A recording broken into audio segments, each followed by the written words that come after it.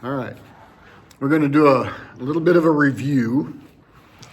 For those of you who have been here, on our first class, talked about lag time. Explain what lag time is.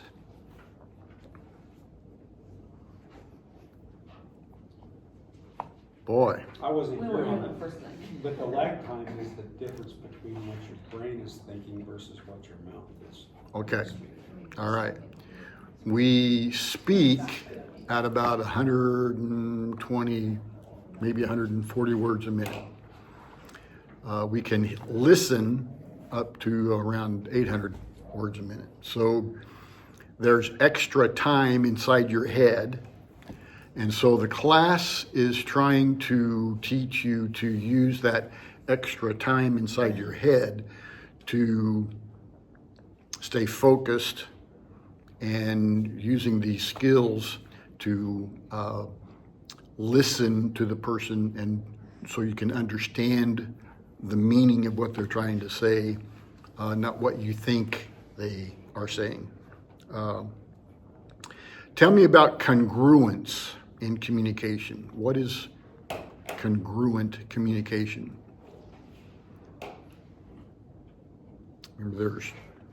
What are the three parts? Words, tone, and body language. Okay? And being congruent in communication is when all three of those are saying the same, or giving the same message. You know, like, wow, I am really glad you're here. You know, I'm smiling, and the tone is, all of that is saying the same thing. I can also say, wow, I'm glad you're here. Same words, but do you believe it? And why don't you believe it?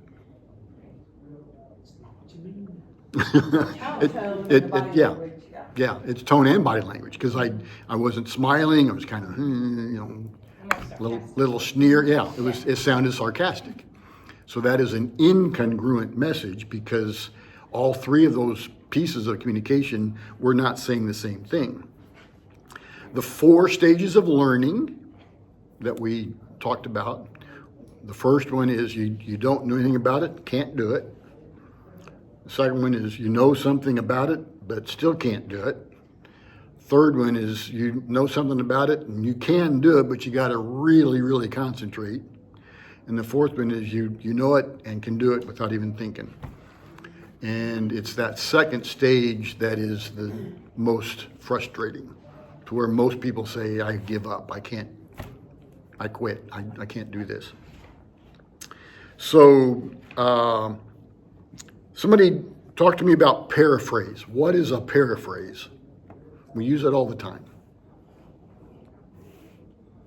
Restating in your own words the message of the speaker's communication. Okay, so it's restating in your own words what they've just said. What about fogging? Remember fogging? Dealing with criticism?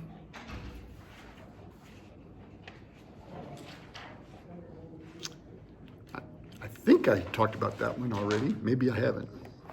Fogging is where you agree with whatever thread of truth there might be in a critical statement.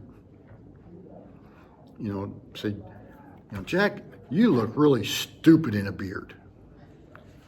Well, there are a lot of people who don't like beards. Instead of getting defensive. I'm not going to say another word. So that's fogging. How about perception check? What are the 3 parts of a perception check?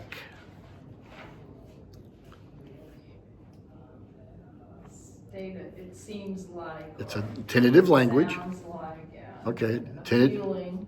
there's a and then Question, statement. you state a feeling word, and then a question. Then you ask the question.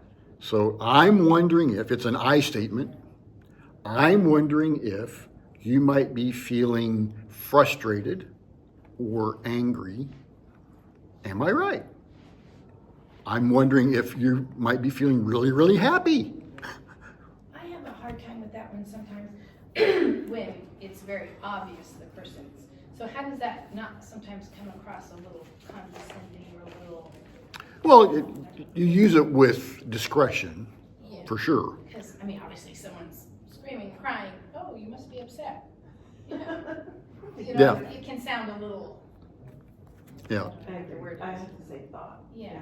So how do you use that? Yeah. For example, of how do you use Okay. it well? I'm wondering if you're feeling upset because of, am I right? Okay, yeah, how do you, More to reason. Yeah. okay, yeah. So you can add some other information that why you're giving that perception, why you have that perception, giving them more information about that, so they can say yes, that's true, or no, it's not really what I'm going through. It's not because of that, it's because of this, and that gives you more information. Let's see, what else have we done? Oh, behavior description. What's a behavior description, and why do we use behavior description? Because we want to fill that key in the car. Behavior description is watching a television with the sound turned down. You know, they stood up and walked across the room. A lot of times we make a guess, you know, they stood up, walked across the room because they were mad, or, you know, and we just need to be careful when we watch behavior and not add that perception or add that guess as to why they're moving that, unless we check it out with them. Because a behavior description is very rarely used all by itself. You know, you're waving your arms. Okay, so what? You know, you're waving your arms because there's a bee in the car. You know, and you're giving the reason why you think they're waving their arms.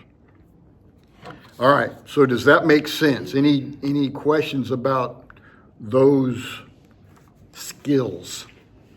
Was a quick review. Let's go back to the fogging. No, I'm just kidding. All right.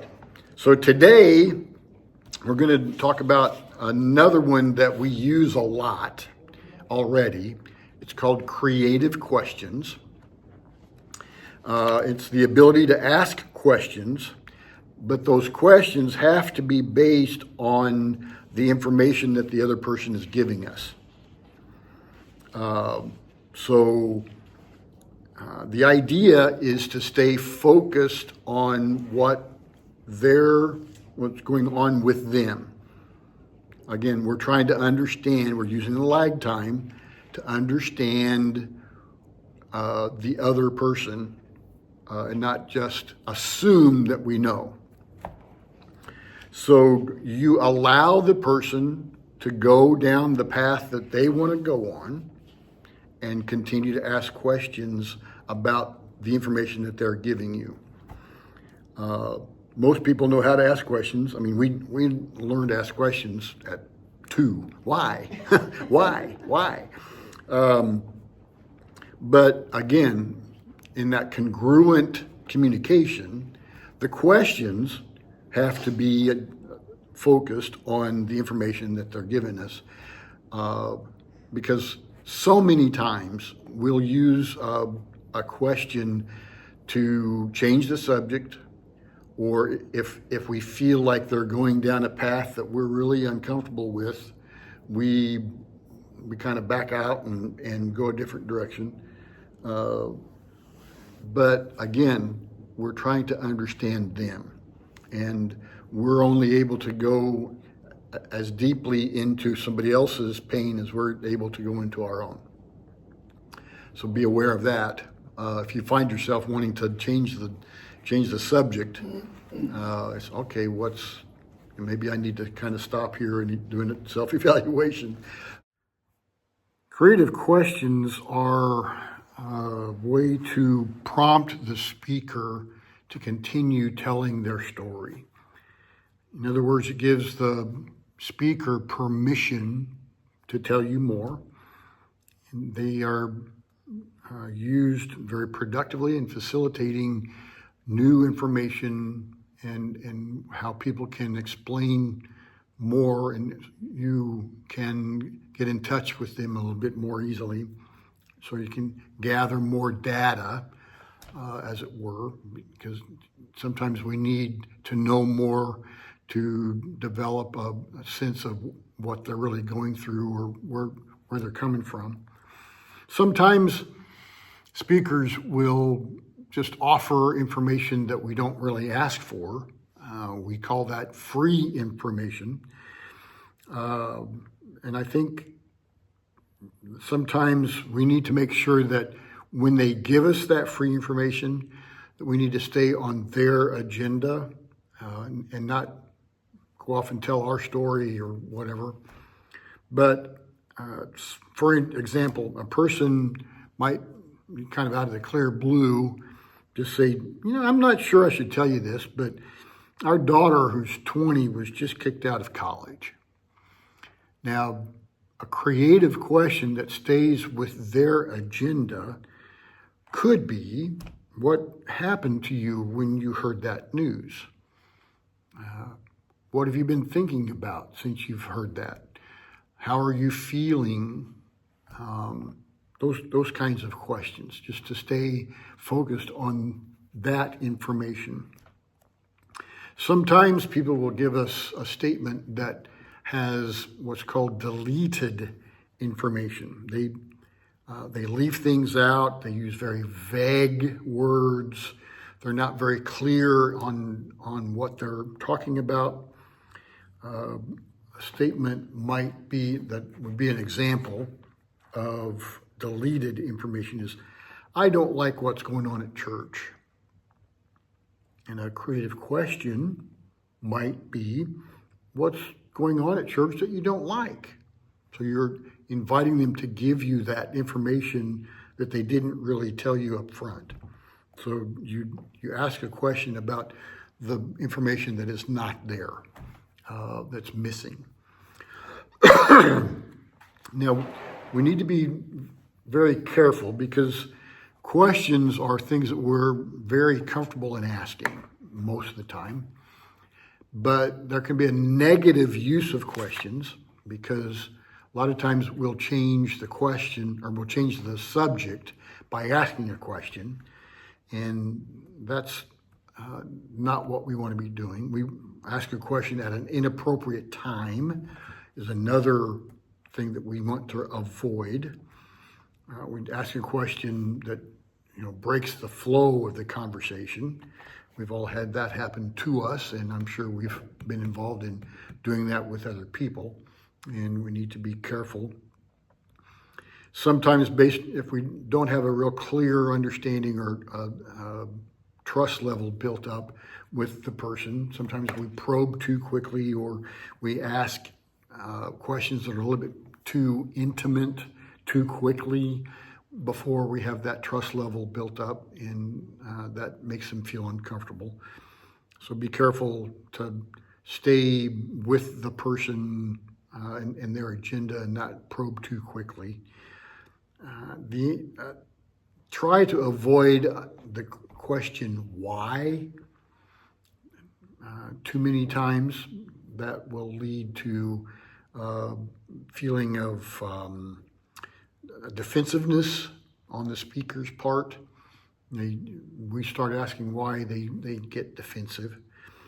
And let's try to ask open-ended questions instead of yes and no questions. A lot of times we'll ask a question that can be answered yes and no, or yes or no, and the conversation kind of stops. So be careful not to do that. Invite people to continue talking, sharing, inviting them to give you more information. Now, in doing that, we also have to be careful not to be interrogating. There's a fine line between interrogation and creative questions. Interrogating is asking questions based on information that you want, not what the speaker wants. They'll tell you a little bit. My daughter left college. Well, is she pregnant? Is she? What happened? We started asking questions and trying to get gossip fodder, basically, and they start feeling interrogated. And we want to stay away from that. Be focused on what they want to tell you and what the information is that they need to be dealing with. Loaded question is sometimes we ask a question with a hidden meaning. It's like, you mean you're a Christian and you don't go to church? That's loaded. It implies judgment. Don't want to do that. The other thing is, I'm not sure whether you're asking me for information or trying to tell me something. It's a good response to the you mean you don't go to church kind of question. Sometimes if you're asked that question, you can say, are you asking a question or are you trying to tell me something? Questions can be grossly overused. It is a skill that most people have and are comfortable with. And my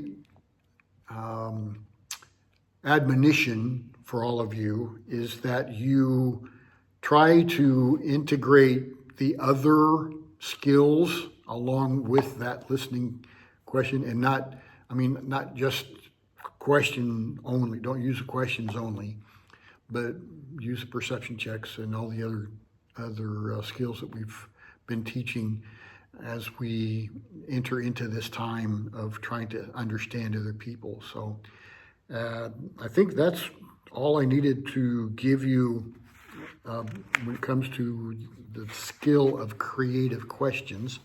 Like I said, it's a skill that most of us are very comfortable in doing.